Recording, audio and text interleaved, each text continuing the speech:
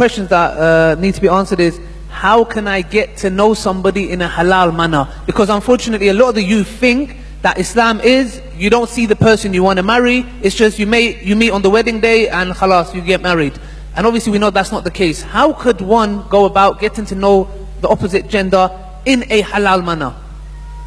You know, before I answer that, let me quickly tell you that my brothers and sisters, I'm not encouraging you to just bypass your parents. Your parents are the most important figures in your homes, in your house. There is so much of rights they have. You must discuss these matters, have an open relationship with them. But what I am trying to do is, those of us who do find ourselves in this type of position, predicament, I'm asking the parents to be more understanding and to let things happen. You know, I have children, I have ideals for them, but trust me, and I have proven myself.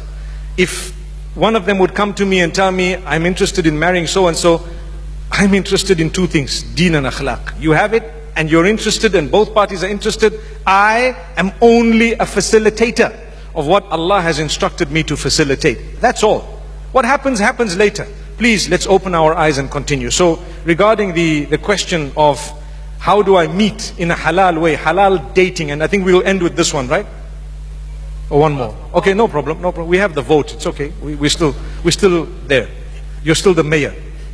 So basically, halal way of, it's not dating, it's actually meeting. You see, in Islam, it's actually a sunnah to see your spouse. You know, you speak to the person, you meet them. But it must be under supervision so that you're not abused. I tell you. The main thing is the issue of a chaperone. So if you have a girl, for example, she's seen a brother, it can happen, and she's interested. Wallahi, the best way of doing it is you get hold of your own brother, your father. You know, I have such a relationship with my children, I will do it for my daughter, any day. And if she's interested in someone, I'll go meet him, and so on, and tell him, hey listen, you know, my daughter's showing an interest, for example, in you, and let's just get to know each other. You know, what do you think? And I can gauge, and don't involve your chaperone after you were already aborted once. You know what I mean? After everything's over, you're already in such love that there's no way that you're going to take no for an answer. That's a mistake that people make. You involve your family far down the line, you see. So what happens is, initially they will look and they will then introduce you officially. I'm here, for example, and you can be seated there and have a nice chat, mashallah, coffee, a tea. I might not be able to listen in to exactly what you guys are saying, but mashallah, you're under the eye. There's no kissing, no touching, no nothing. Because why? There can't be emotions at that stage. You're talking, you're discussing.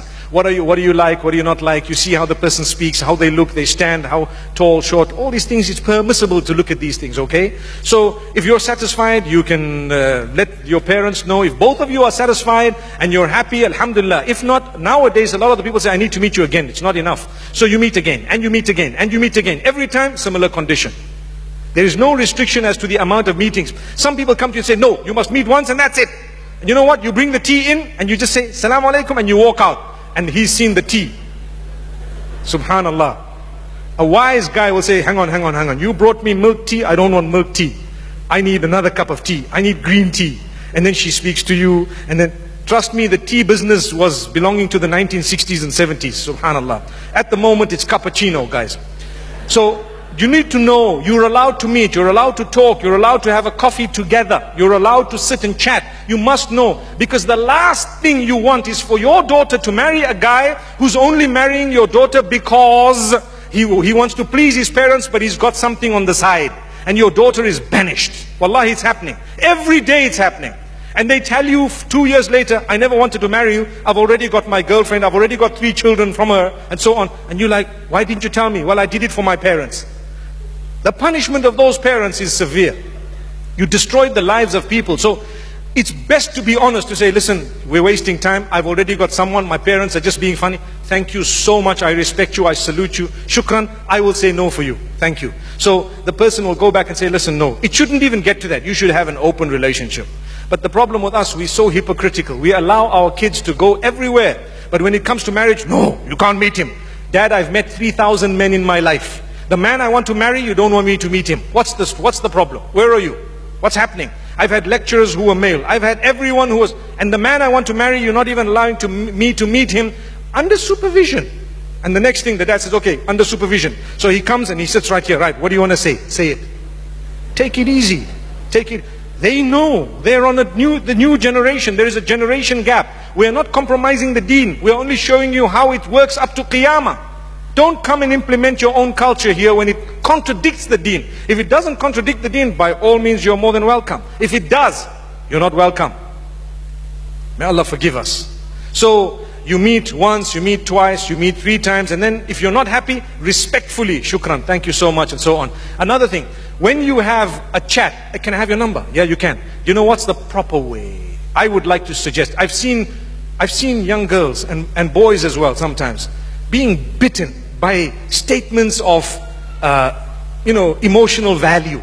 I love you, I miss you, send me a picture please, send me one without your hijab, send me one this way, that way. And I know of Muslim children who send each other nudes, and they come out, they release, they're blackmailed. Watch out, watch out. No matter how deep you think the relationship is, don't do something un-Islamic so that you won't be hurt. However, let's listen to this. So, if you want to chat on WhatsApp, no problem, you can chat with me, but guess what?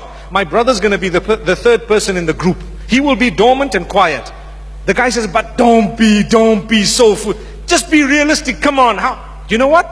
If you're really interested in marrying me, you will agree. What do you have to hide? You're going to be living, these are your in-laws, man. Come onto the chat, it's the 3 of us, let's talk. Then see, he won't be able to say, oh wow, I haven't yet seen your legs, man. Because why? Brother is there.